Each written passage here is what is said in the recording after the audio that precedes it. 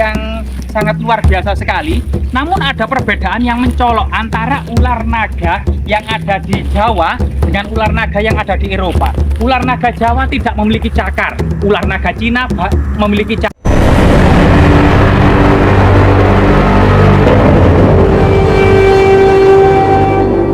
Legenda mitos mistis yang berkembang di tengah-tengah masyarakat. Salah satu yang sangat familiar dan terus menjadi buah bibir masyarakat Nusantara adalah legenda tentang ular raksasa.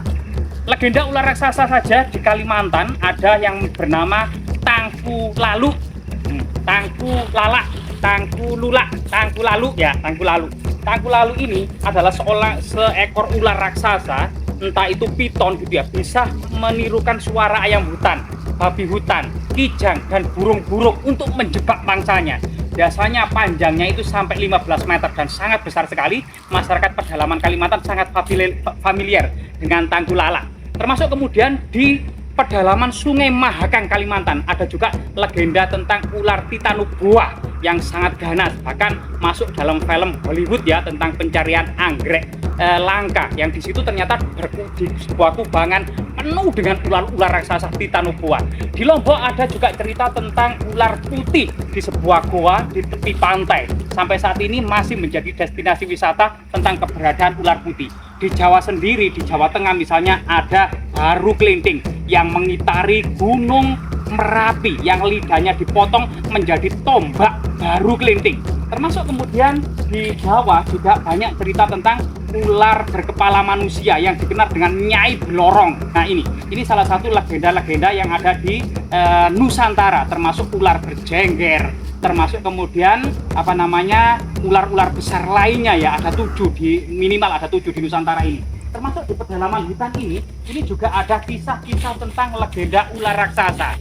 Jika kita kembali flashback ke belakang, sepanjang rentang sejarah pada masa purba misalnya, ular ini merupakan penghuni dunia bawah, di mana dalam masyarakat prasejarah itu mengenal dunia atas dan dunia bawah. Dunia bawah identik dengan kegelapan, ular, buaya, ya. Kemudian dunia atas identik dengan terang, matahari, elang. Dan di situ adalah filosofi dan cerita-cerita yang menghiasi masyarakat prasejarah yang hidup di hutan-hutan, berburu, meramu, nomaden yang berpindah-pindah. Ini masyarakat prasejarah kita. Kemudian pada masa peradaban kuno juga gitu ya, bahwasanya ada semacam sebuah tradisi bahwasanya Dewa Wisnu menjelma menjadi ular raksasa yang menopang alam semesta di atas mahkotanya. Ini salah satu filosofi dalam tradisi kuno, sehingga kemudian raja-raja Jawa ini diidentifikkan dengan ular naga yang menopang cerat yoni ya di atas mahkotanya, yang artinya memiliki makna filosofi bahwasanya raja memiliki tanggung jawab moral, tanggung jawab dunia, dan tanggung jawab agama untuk kemudian menjaga alam semesta termasuk masyarakat ya. Ini sesuatu yang sangat luar biasa pada masa kuno. Sehingga kemudian banyak sekali cerita tentang ular naga, termasuk kemudian pertarungan antara Garuda dan ular naga. Jadi suatu ketika ada Resi Kansapa yang tidak memiliki anak, namun memiliki 2 istri, yaitu Kadru dan Witana.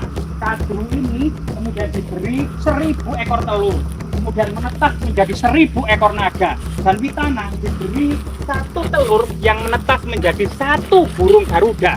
Kemudian Witana dan Kadru ini mengadakan sayembara.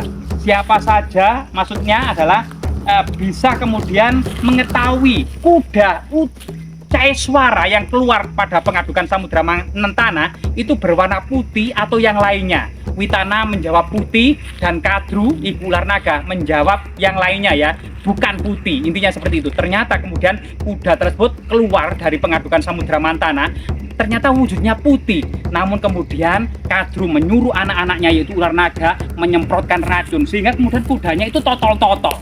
Akhirnya Witana kalah sehingga menjadi budak para naga.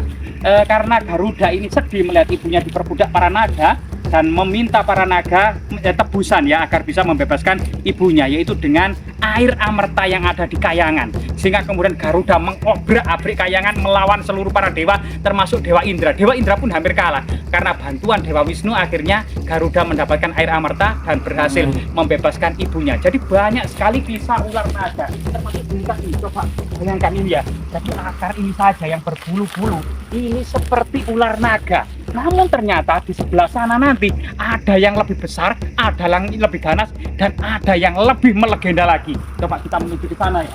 Nah, itu banyak sekali kisah-kisah ular naga. Di ular naga memang tidak bosan-bosannya diceritakan ya, karena ular naga ini memiliki makna yang sangat luar biasa sekali. Namun ada perbedaan yang mencolok antara ular naga yang ada di Jawa dengan ular naga yang ada di Eropa. Ular naga Jawa tidak memiliki cakar, ular naga Cina memiliki cakar, namun juga tenang dan memiliki simbol kebijaksanaan. Sama dengan ular naga Jawa, meskipun tidak memiliki cakar, juga simbol kebijaksanaan, simbol ilmu pengetahuan, dan simbol kemudian kecerdasan. Sedangkan di Eropa, naga itu bersayap, terbang, menyemburkan api, membakar dan merusak pertanian, membakar perkampungan. Naga di Eropa itu diidentikan sebagai kemudian kejahatan dan kegelapan. Nah, inilah tenaga dari kita yang ketahui, siapa sangka bahwasanya banyak orang mengira ini adalah kayu kering yang memanjang dari sana menuju sana. Ternyata jika kita lihat, kemungkinan ini adalah naga atau ular ya, ular yang bertapa ini dari sana. Itu lihat kepalanya ya, yang mulutnya itu menganga, itu terus kemudian ke sini sampai kemudian ke sana. Kemungkinan juga ini fosil ya, fosil naga atau yang lainnya ya, sampai ke sana. Ekornya itu ke sana, ekornya memanjang ke sana ya, sampai sana dan masuk ke dalam tanah tersebut sini. Nah, ini sesuatu penemuan yang luar biasa sekali. Siapa sangka ini merupakan fosil naga, atau siapa sangka yang disangka kayu kering ternyata adalah ular naga raksasa yang bertapa membatu. Jadi ini sesuatu yang unik ya. Artinya sambil menelusuri hutan yang penuh dengan oksigen murni ini, kita juga mengulas tentang tradisi ular naga, cerita dan legenda yang berkembang di masyarakat, bahkan kemudian cerita-cerita rakyat yang tentunya kemudian cerita-cerita kerakyatan pada masa milenium ini hampir punah di tengah-tengah generasi muda saat ini. Kita coba mengulas kembali hutan yang sangat indah, yang patut kita jelajahi, yang bisa kemudian menghasilkan oksigen murni, menyerap racun-racun di udara dan karbon dioksida, dan flora dan fauna ini ternyata obat bagi kanker, obat bagi TBC, HIV/AIDS maupun kemudian obesitas serta diabetes ya. Ini sesuatu yang menjadikan hutan sebenarnya sangat layak menjadi riset medis serta kemudian laboratorium sejati bagi para petualangan ya, dari para petualang. Nah, ini sesuatu yang luar biasa sekali, yang tentunya generasi muda saat ini tetap kita kemudian memberikan motivasi dan inspirasi agar terus meninggalkan gadget, kopi, kafe, sofa, dan terus menelusuri hujan ini yang sangat indah agar menjadi generasi yang tegas, agar generasi menjadi yang tegak, maksudnya generasi yang sehat gitu ya, karena menelusuri hutan yang demikian indah dan tentunya mengambil banyak manfaat yang ada di dalamnya, termasuk kesehatan fisik dan psikis ya. Semoga bermanfaat.